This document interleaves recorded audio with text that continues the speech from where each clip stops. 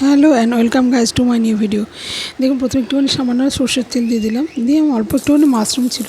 তো কীভাবে করিস এবং এমনভাবে করতে হবে যাতে সবাইকে পাতে দেওয়া যায়।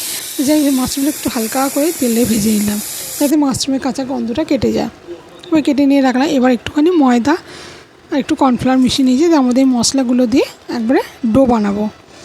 ডোটা বানিয়ে তার মধ্যে মাশরুমগুলোকে মেখে নেবো এর ডোটার মধ্যে। এটা আগে জল দিয়ে গুলবো, একটু জল দিয়ে গুলে মাশরুমগুলোকে মেখে নেবো। নিয়ে তারপর এগুলোকে ভাজবো। কড়াতে আমি তেল বসিয়ে দিয়েছি। এবার এটাকে মেখে নিলে খুব সুন্দর ম্যারিনেট করা হয়ে যাচ্ছে একবারে মশলা দিয়ে সমস্ত কিছু। এবার কড়া বসিয়ে দিচ্ছি, দিয়ে এবার ভাজতে দিয়েছি। এবার ভেজে একটু লাল লাল করে তুলে নেবো। এই দেখুন কত সুন্দর ভাজা হচ্ছে। এবার ভেজে সব তুলে নেবো।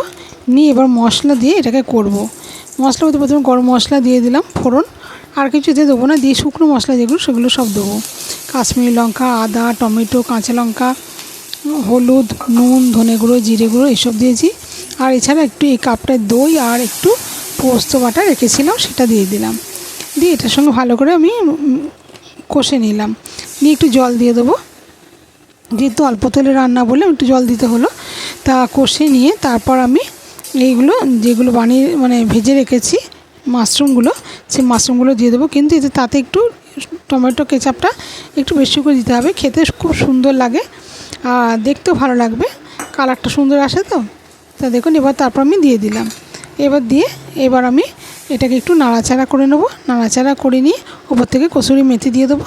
দিয়ে নাবিয়ে গরম গরম পরিবেশন করবো। আর গরম মশলা একটু দিয়ে দিলাম। কেমন হয়েছে রেসিপিটা? আশা করি যদি ভালো লেগে থাকে লাইক কমেন্ট করতে জানতে ভুলবেন না, চ্যানেলটাকে সাবস্ক্রাইব করবেন।